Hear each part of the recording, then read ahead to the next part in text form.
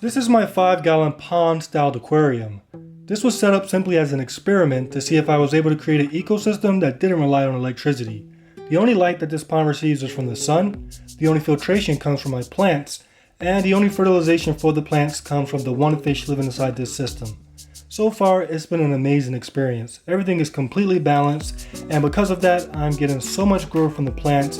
The fish seems content, and it was just doing so awesome that I wanted to give it an upgrade. I wanted to get more of the aquarium aspect from it, so I went and I bought me a 20 long gallon aquarium. Now this is a 20 long, the dimensions are about 33 inches long, and it's about 12 inches by 12 inches with the width and the height. And I must say the dimensions of this aquarium is amazing, and I can't wait to see this pond set up inside of this 20 gallon aquarium. However, there's one problem. So 1 week before I actually bought the aquarium, I came up here to feed the fish. Normally when I feed the fish, I do this and the fish comes to me. I did it. Nothing. The fish didn't come. That immediately told me there was something wrong. Searched all over, couldn't find the fish. If you notice, if you follow the channel from when I first started this, I had a barrier to keep the cat out. The cat wasn't bothering to set up, so I decided let me take the barrier down, especially because I was changing stuff around. This was over there, I moved it over here, and I decided let me take the barrier down. I did that 2 weeks later. The fish is no longer here, so I think that the cat went in there, and now my paradise gourami is dead. Body still not found.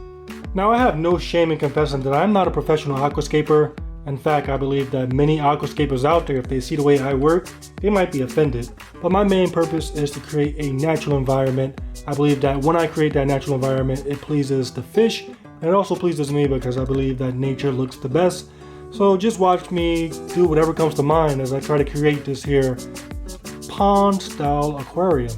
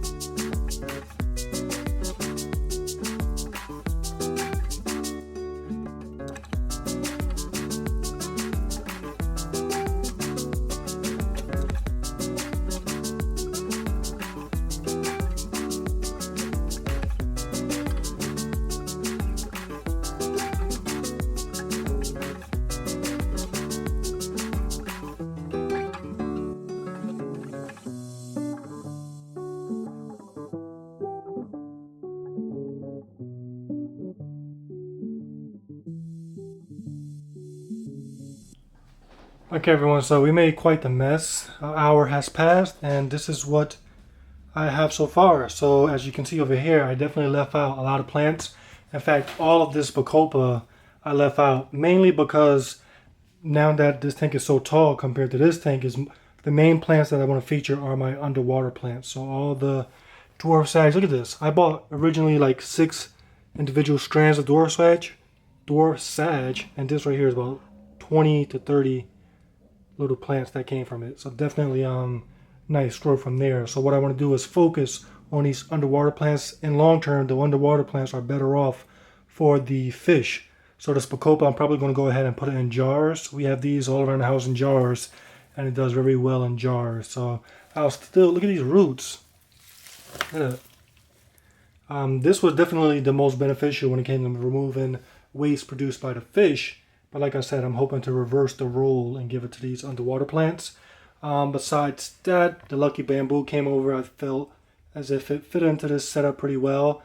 I brought over this piece of pothos because this piece wasn't going too crazy. If it was going crazy, I wouldn't add it. But it's kind of like compact and staying in one small little ball. And I kind of like that. We have these taros. I'm hoping that this is the main nutrient sucker. I'm hoping I could get a lot of growth from that. And that will be able to replace the bacopa nicely when it comes to consuming all the waste produced by the fish. Of course, we don't have a fish yet. Eventually, I will get a fish, but I'm going to take my time. More dwarf. What is this? This is more lucky bamboo. We have Anubias in there. We have Java fern, Amazon sword scattered around. We have one right here, one right there.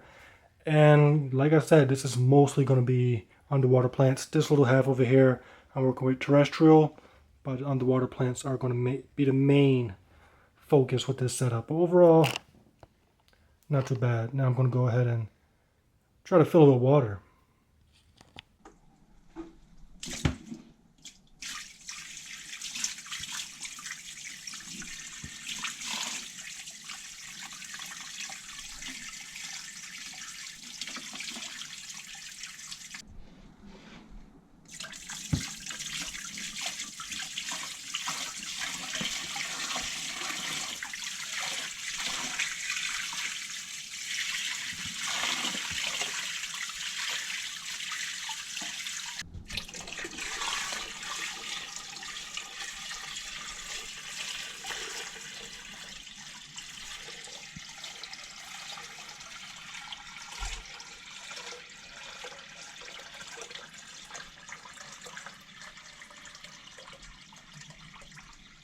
And right here we have a mix of foggy glass because I use cold water, and then murky water behind that because the dirt and everything that got stirred up.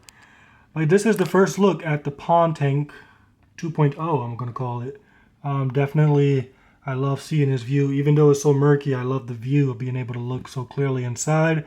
I'm going to have to really get serious about algae. Last time on that little crate, I let the algae get out of control. Definitely got to find something that's going to take care of algae so that that's not a problem. I might go in there and try to reorganize these plants. I actually like plants looking wild and unorganized, so maybe I'll leave it.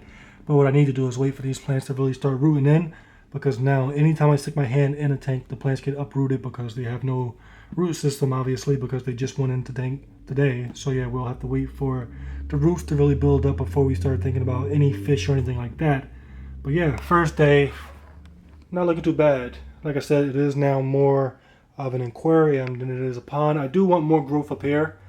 I'm thinking that if these taros, elephant ears, was a bad choice, I'll maybe switch them out with a plant that's going to be just very strong and dominant in here, but that's not going to take over. I don't want it to take over like the bacopa took over before. I do have one little piece of bacopa back there, but I'm definitely going to watch it. And yeah, we're just looking for balance. So yeah, first day, and that's what we have. Besides that, down here we have my aquariums that rely on a lot of electricity, and I have a few updates for you guys. So first off, with the 350, we have two new additions. One right there is my Cicla Azul peacock bass. You can see the size difference. This is my Cicla Mono, who's about 7 inches, and back there is the Cicla Azul coming up for a close-up, about 5 inches. Definitely gorgeous looking fish. This is his first day in the tank, so still has to get used to everybody. This guy hasn't been bullying him, which is a good thing. And I also added my Emperor cichlid, who the Emperor is a little bit more shy, but he is somewhere. He's right there. It's just hard to get him on camera. He's right next to the Jaguar. If we get him on our knees, you can see him right back there. He is about 5 inches. The larger peacock bass was bullying him for some reason, which I found to be strange. Whereas this guy doesn't even look like the peacock bass. And on top of that, he's very peaceful. But he's in here. He grows very fast. So once he starts growing, all the threats should be out of the way. And he is definitely going to be an awesome fish. You can see him right there in the center. Yeah, so those two new fish have been added to this tank. Not new. They came from that aquarium over there. And being that I took out the two biggest predators and put them in this aquarium, I added my 6 bifasciatus into this aquarium. So the cichlids that were living in that 40-gallon breeder, the 6 of them, I brought them over here. And I must say the colors on these guys are, oops, I keep hitting the glass, are amazing. I'm trying to focus in on some of these guys. Look at that.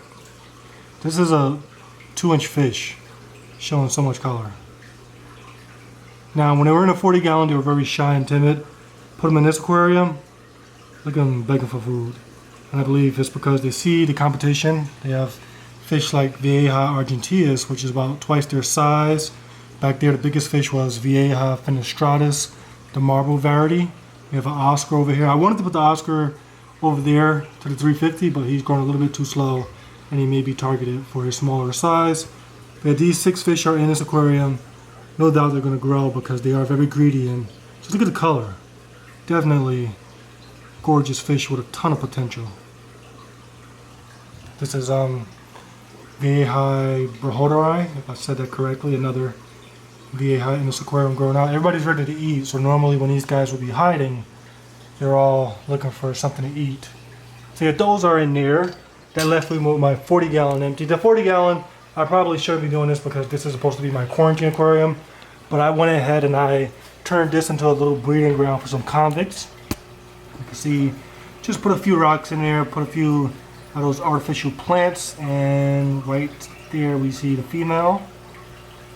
And then I have my regular pattern male. Now, both of these fish never bred. Out of all my convicts, these are the only ones that never bred. That female, in fact, is the daughter of that guy right there. I'm not sure if that's the female or if the other one is the female. He bred with both of them. But this is his daughter right in there. And then this with her is the male convict who has the nuchal hump. So they're going to be in here breeding. Not only will they be producing fry for me, but also they're going to be working with Anonymous. Earlier I saw them arguing together. I turned the tank around. Before I had the black background facing Anonymous. Now I have it so that they could look in each other's aquariums, and they were arguing, which is a good thing because it will encourage Anonymous, who's over there. It will encourage him to be a little bit more interactive, I believe. He's already chasing the cat. If I bring the cat down here, she hates me for this, but this is payback for killing that gourami. You see Adonis in there. Notice his reaction. Now she's not, look at him. She's not doing what she normally does, but normally she would go back and forth with him, and he would look at him charging at her. So yeah, he doesn't like the cat, showing some very interesting personalities, and I believe that the convicts will just help bring out more of that personality. But yeah, everyone, some of the few changes down here in the fish room. Like I said, this stuff is always changing. There's always new stuff to show you guys because these guys are growing, they're maturing, and they're live creatures, so they're always doing something new. But yeah, then I'm going to finish off right there. These guys are hungry, and I'm going to look at them. First time being in the tank, and he's ready to eat already, which is an excellent sign. So yeah, I'm going to go ahead and feed these fish. Hope you guys enjoyed this video. I'll give you guys more updates on that pond tank as it matures. But for now, thank you guys for taking the time to watch this video. If you're new here, really quickly, you're like, what's this like? I'm growing some vegetables in here, a little DIY aquaponics. But yeah, if you're new here, make sure you subscribe so you can see everything that comes out of this fish room. Thank everybody who has subscribed. Thank you for taking the time to watch this video, and I'll catch you guys on the next one.